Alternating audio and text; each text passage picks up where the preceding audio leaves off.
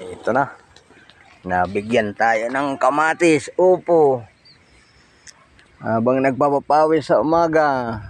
Ayan. Pero ito, binayaran ko na lang ito. Pero malit na bagay. Binibigyan na. Inabutan ko lang ng panigarilyo. Kung sa tindahan, mahal na to. Ganyan karami. Yung upo naman, may nabot na lang yan. Binigay. Ayan ang kagandahan dito sa lugar na to. Mababait din ng mga tao rito. Sa lugar na to. Ayan nga si Kuya, nagdidilig ng kamatis. Ayan ang mga diskarte lang kasi dito sa lugar na to. Ang palanggi. Palanggi tres na to, Kuya, no? Palanggi tres. Dos. Ang palanggi dos. Ito ang nakarating. Ayan. Alagang-alaga talaga nila yung kamatis.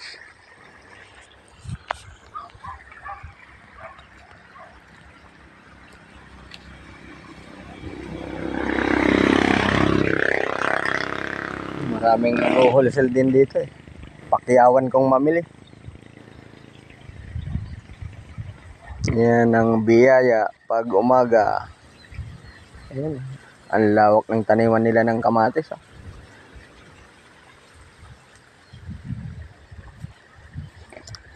Magkano na kilo dito sa inyo, Kuya?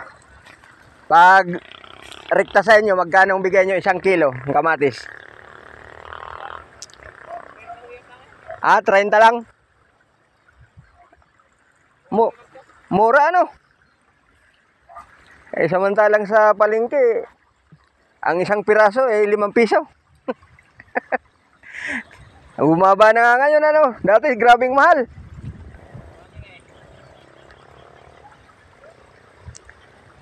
Alagang-alaga lang talaga palang pagtatanim ng kamatis.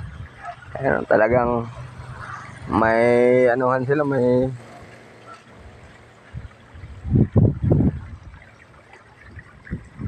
yung balag pala na yan sa ampalaya,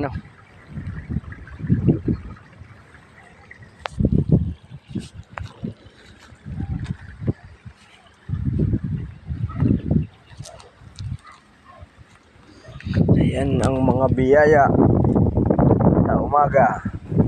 Ayan, isa'y gusto sa kamatis. Ako pa, upo. Ayan mga kalahagahan dito sa lugar na ito, mga pagtatanim.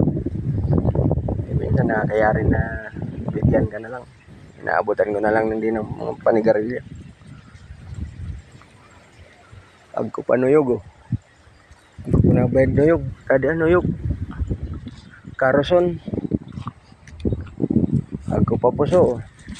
Ako puso sa batag. Lambod pa.